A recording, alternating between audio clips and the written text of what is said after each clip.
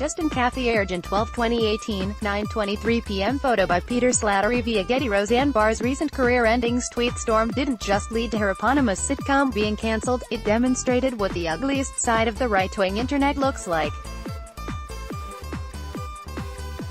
As the New York Times reported at the time, Barr's tweets weren't just racist, they occasionally delved into the widening black hole of insane conspiracy theories known as QAnon. Who or what is QAnon? Just asking that question sucks you into a world that's like Pizzagate on bath salts, a galaxy-brained, 4chan-bred conspiracy theory that has apparently convinced an alarming number of adults that all kinds of preposterous things are true. The whole mess started on October 28, when an anonymous user going by the handle Q started a thread on 4chan's poll board titled "The Calm Before the Storm." In a series of posts, Q claimed to be a high-level government employee with Department of Energy Q clearance and access to top-secret level information about Donald Trump, the Democrats, and the hidden big-picture machinations of the U.S. government. Wielding the plausible enough-sounding details and sprawling shadow government plot of a lesser Dan Brown novel, Q began slowly painting a picture of a reality far different from the one we live in. The resulting QAnon conspiracy theory states that Trump is not under investigation by Robert Mueller.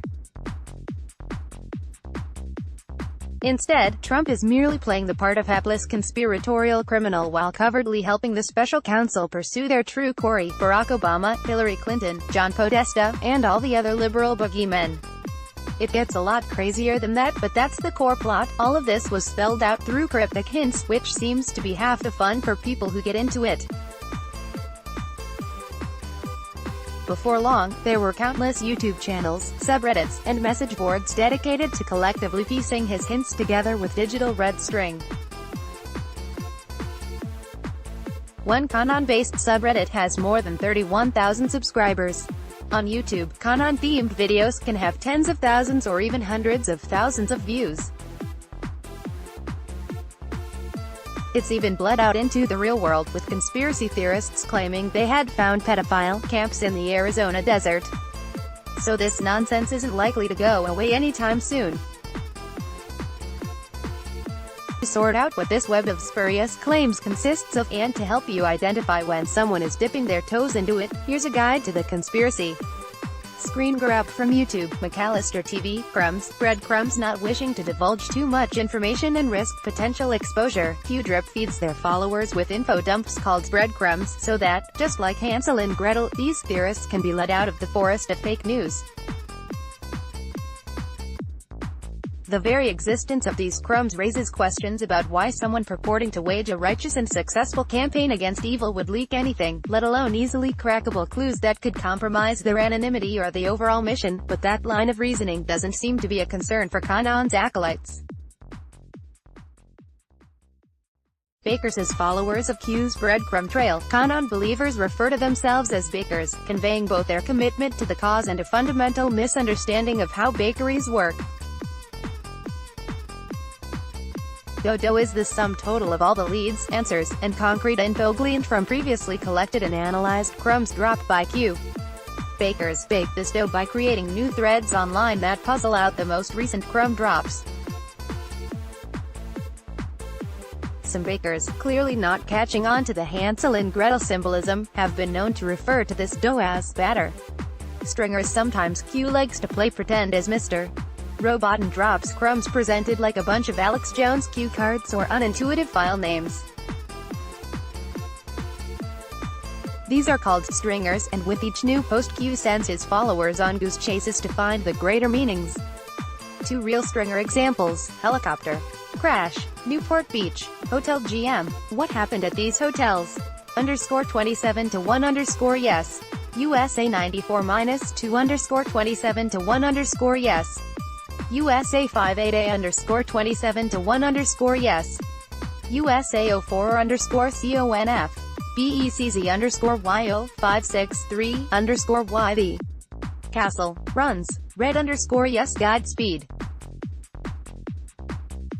The storm. This phrase stems from a cryptic October 8 musing from President Trump while he was surrounded by military brass at a photo op. Trump opined that the relatively uneventful moment was the calm before the storm. This, of course, prompted the journos on hand to press the president about what that meant. He offered no further explanation other than an equally cryptic, "You'll find out." While Trump, a known bullshitter, was clearly just pulling generic, vaguely intimidating phrases from his ass to sound cool, this moment resonated with Q, clearly inspiring his initial poll post a couple of weeks later. Bakers have since come to regard the storm as the overarching heroic operation being carried out by Trump et al. To take down the deep state villains, liberal pedophile rings, and all the money-loving globalists, Jews working behind the scenes to oppress the hapless average American. Bakers find proof of the storm's effects and validity with every news article where any sort of human trafficker or child predator is apprehended. Thwarting pedophiles, an ongoing mission ferried over from the less organized Pizzagate era of right-wing conspiracy theorizing, seems to be a borderline fetish for this crowd. Lightning emoji. This is just a way for QAnon people to refer to this storm when they want to save characters or be cute with their usernames. Screen grab of Twitter. Lisa MA62 clowns the foot soldier goons of the QAnon-verse. Clowns are the CIA agents, NSA operatives, and various other spooks attempting to suss out Q's identity and bring the storm's mission to a halt. Bakers will often expose clowns they think have been planted in their forums. Great Awakening. Borrowing from the term for different periods of Christian revival throughout American history, the QAnon Great Awakening will be the pre-storm era of enlightenment achieved by bakers who successfully crack Q's hints.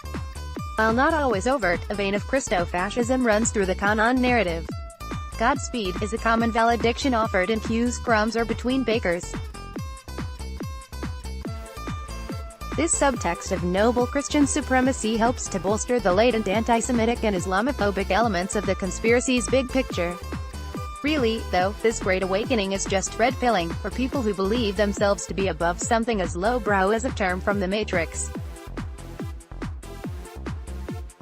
Follow the White Rabbit. Try as they might, these folks can't resist references to the Wachowski siblings' sci-fi trilogy, and Q, borrowing the directives given via computer screen to Neo in the Matrix, has craftily urged his horde to follow the White Rabbit. The White Rabbit in question could represent anything from the Playboy Bunny and Hugh Hefner to the Catholic Church to a New Orleans artist with the last name Podesta, no relation to John, who happens to work with bunny-suited mannequins. Screen grab of Twitter. QAnon Alice and Wonderland. Why stop at White Rabbit when there's so much more to mine from Lewis Carroll's stories? While some bakers have referred to Obama as Alice, most steer clear of such gender-bending casting and assign that role to Hillary Clinton. And where else would her Wonderland be than Saudi Arabia, a magical land full of hookahs and Clinton Foundation payoffs? Snow White and the Seven Dwarfs. There doesn't seem to be a consensus in the QAnon community about who these recurring codenames refer to. Say Snow White is Julian Assange, others believe it's the CIA. Some think the dwarfs are targets being eliminated by the storm, others think they are 7 supercomputers operated by the intelligence community. Surprisingly, this last bit does have one foot in reality. At the dawn of the computing age, from the 1950s to 70s, IBM and 7 other manufacturers, e.g. Honeywell, RCA, Univac, worked on major mainframe computation projects for government agencies. At the time, IBM, the biggest player of the bunch, was referred to as Snow White, with each of the other company machines taking on a nickname of one of the Disney dwarves. Over time, conspiracy theorists have mythologized these powerful computers into HAL 9000-style villains autonomously pulling strings or being controlled by nefarious deep-state brass. Operation Mockingbird. This is the alleged CIA plot dating back to the 1950s wherein the agency gained control of the media in order to control the masses via propaganda. Every Washington Post article about potential Russian collusion is Operation Mockingbird. Robert De Niro saying, "But Trump at the Tonys, Operation Mockingbird." This article, 100% Operation Mockingbird. The Triangle QAnon is essentially the greatest crossover event in conspiracy theory history. Q folds in references to all the greatest hits like Freemasons, MK Ultra, and the symbology of the Illuminati.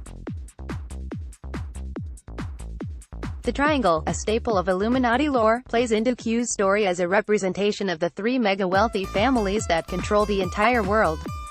These are often represented as plus signs for some reason, despite there being no mystery within or outside of the community as to what those pluses represent. So, just who are these powers that be? Well, you probably already guessed Soros.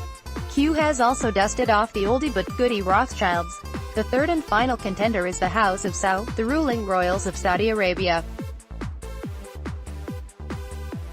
Screen grab from YouTube, An American Family. Why ever the storyteller, Q has insinuated that the Soros clan overthrew a fourth, unnamed powerful family to take their spot as the third richest lineage on the planet and has left it up to the bakers to figure out just which famous family that might be.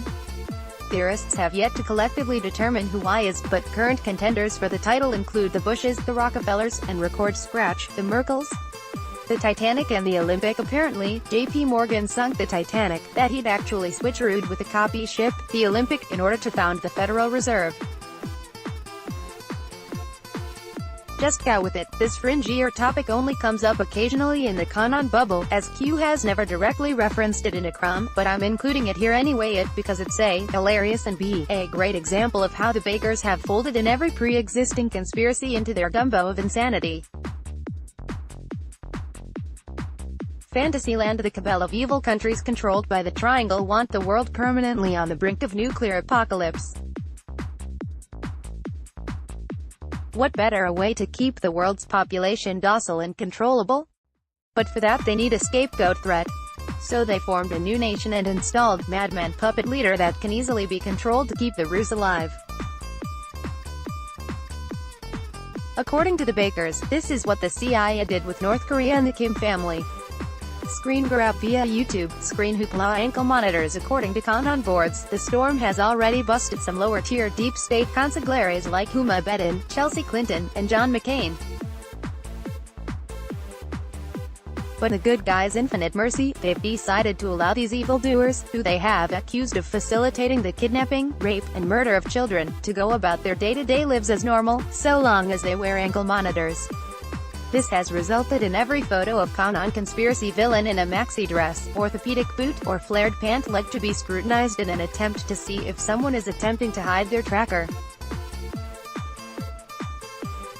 BDT is an acronym for blunt meters and direct time, as well as the Bangladeshi taka, the country's unit of currency. I really have no clue what they're going for with this one. Something about some thwarted potential terrorist being born in Bangladesh as proof of Q's bona fides. Michael Corleone receiving a Knights of Malta cross from the Pope in The Godfather 3, screen grab from YouTube, JMC. RSA Godfather 3. Another unsolved topic with a few competing theories. Some say Q's references to the papacy-centric Coppola film are meant to implicate the Catholic Church in the global pedo ring. Others think it's about how the Rothschilds owned the Vatican after lending them some money in the 1800s. Some just think it's an allegory for the whole swamp draining thing. Whatever the connection to his larger tapestry, Master Troller Q got a bunch of dummies to watch a bad 3-hour movie searching for clues, and, for that, I doff my cap.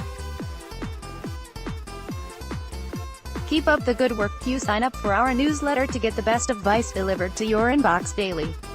Follow Justin Caffier on Twitter.